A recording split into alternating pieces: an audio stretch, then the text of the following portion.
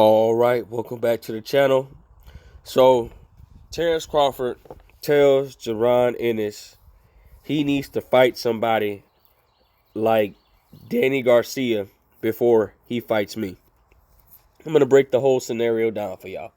Let's talk about it in this video.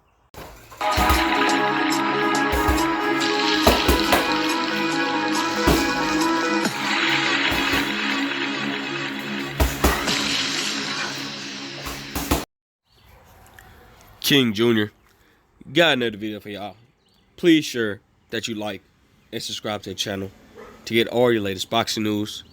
With that being said, Terence Crawford tells Jaron Ennis, look, you need to fight somebody because you seen does not have a name or your record, whatever not, what the case may be. So we're going to go a little bit in history and backtrack off of Terence Crawford's career. One fight that sticks out to me the most was Jose Benitez. This is a great example. Jose Benitez was a highly looked at prospect in the division with Terence Crawford at the time. And Jose Benitez was competing for a world championship, and he wanted Terence Crawford. They had somewhat of beef. And Terence Crawford says to Jose Benitez that you're not ready. You don't want this.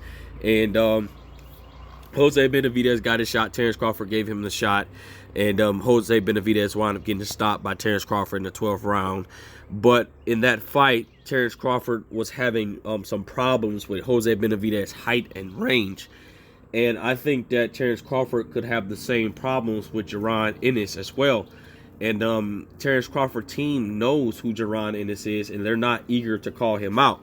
And Jaron Ennis on multiple occasions wanted to fight Terence Crawford, and Jaron Ennis clapped back at Terence Crawford a while back and says, everything that Terence Crawford does, I do better. And Jaron Ennis said something that was very interesting. Terence Crawford is not no switch hitter like Jaron Ennis. If you guys watch Jaron Ennis' fights, Jaron Ennis switched from orthodox to southpaw when he's setting up combination and punches, and he switched from orthodox to southpaw when he's throwing his punches and combinations when he's in close or at a certain distance. You guys know the whole scenario. And I had to go back and look at Terence Crawford fights. And Terence Crawford is not a switch hitter. Terence Crawford, you can really say Terence Crawford is a southpaw fighter. If you go back and look at the Sean Porter fight and Kell Brook fight, Terence Crawford does not do that good in an orthodox stance. He doesn't do good in an orthodox stance. He stays in orthodox for about maybe the entire whole round. And then he'll switch to southpaw the whole entire fight. And Terence Crawford, he thinks that he's a switch hitter, but really Terence Crawford's really not a switch hitter like Jaron Ennis. Even Bozy Ennis, Jaron Ennis' father, had to point this out. He's not a switch hitter because he just doesn't switch from orthodox to southpaw fluently like Jaron Ennis does. And you guys know the whole scenario with Jose Benitez. Well, if Terence Crawford was eager to give Jose Benitez a title shot at that time, why not give Jaron Ennis a title shot? Because we know Jaron Ennis has an upcoming fight coming up with Castillo Clayton, I believe. And if Jaron Ennis get done with that work and you don't have an opponent, since Keith Thurman wants to wait 8 months and you're just going to be sitting on the shelf, why not go ahead and fight this young prospect within Jaron Ennis? Now, we heard Terence Crawford say this to numerous of times and numerous of fighters about like Virgil Ortiz and Jose Benitez about you ain't ready and stuff like that.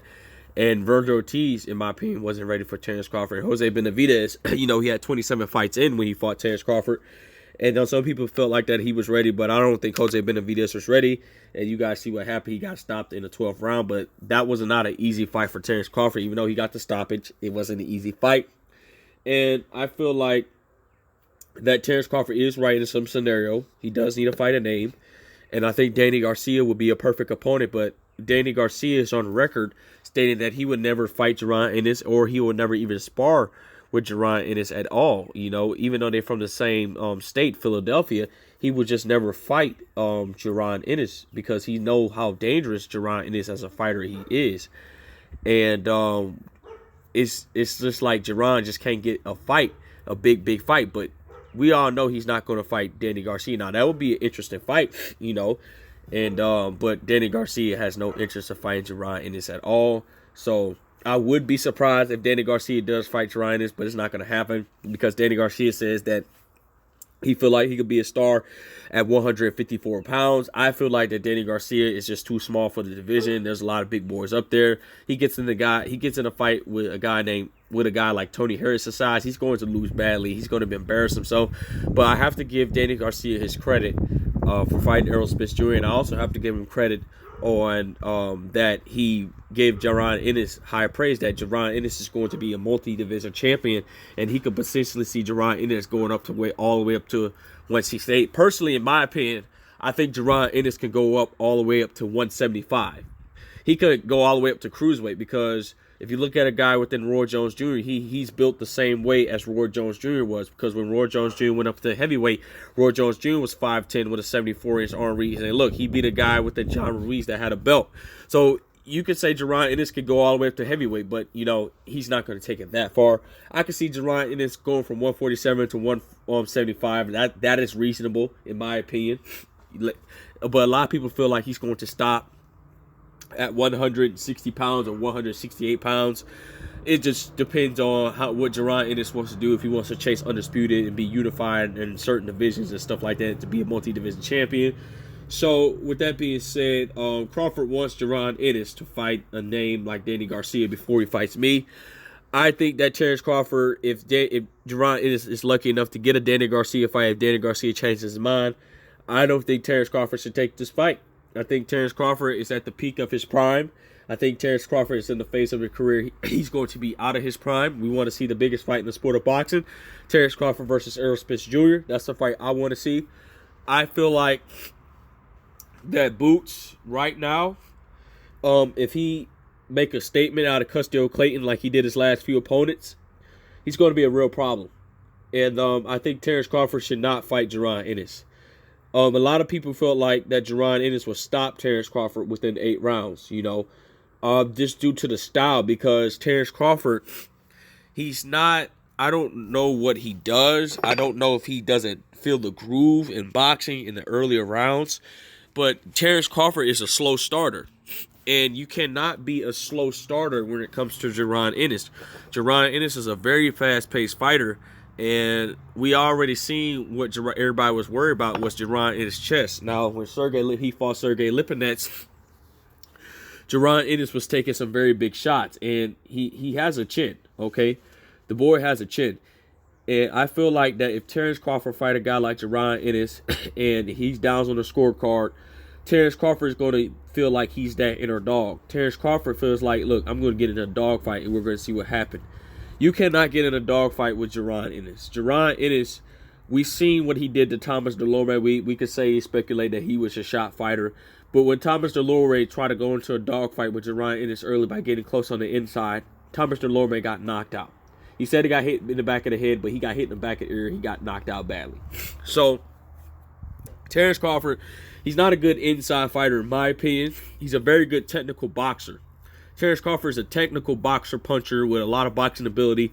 And the crazy part is about Terence Crawford is he has all the tools. He has all the abilities. He has all the skills in the world to be any top tier fighter. But he doesn't feel like he doesn't need to use it because he feels like he has that inner dog in him at the end of the day. And this is why I believe that Errol Spence Jr. is going to beat Terence Crawford, because Terence Crawford thinks that he's going to have that dog. He's not going to use any of his skills against Errol Spence. If Errol Spence works the body, get on the inside, and Errol Spence start piecing him up, Terence Crawford's going to be in his mind. Okay, you think you can do this? Okay, watch this. He's going to have this phase in the boxing arena. He's going to have that inner dog and be a GOAT, thinking he's the GOAT, but really it's going to wind up breaking him down, in my opinion. And I feel like that Terence Crawford's going to lose against Errol Spence Jr. I'm going to break it down in my final prediction if that fight gets made. But Terence Crawford, I'm not saying he wouldn't beat Jaron Ennis. Terence Crawford has all the skills and the tools to beat any type of fighter right now. But the way Terence Crawford, his age and stuff like that, the switching from southpaw to orthodox debunked, because Terence Crawford does not switch to southpaw to orthodox fluently. Jaron Ennis caught this, Bozy Ennis caught this, and I have to agree with Jaron Ennis. Whatever Terence Crawford does, I do better, and I think Jaron Ennis does a lot of things that's better than Terence Crawford. Now, the only thing that Terence Crawford has as a big advantage over Jaron Ennis is experience. Okay, Jaron Ennis, he even has 28 fights, 27 fights, but Terence Crawford has like 37 and 38 fights, I believe. But Terence Crawford has experience, and I think the experience of Terence Crawford could edge it out with Jaron, but it would be a very, very interesting fight to see. I don't think this is a fight that Terence Crawford is going to make towards the later part of his career, because Terence Crawford is at a point that he might have 4 to 3 more fights left, and he's going to call it up, because Terence Crawford says he's not going to fight all the way up to he's 40 years of age. But I feel like that Terence Crawford needs to strike while the iron's hot. If he truly believes that Jaron Ennis can't beat him right now, and I think that Terence Crawford just need to do the same thing as he did Jose Benavidez. He says he's ready. Go ahead and give Jaron Ennis that shot for the WBO. And if you beat Jaron Ennis, you will make a great example out of Jaron Ennis that he wasn't ready. But the fans doesn't look at it like that, because you guys know the business and the fans' perspective.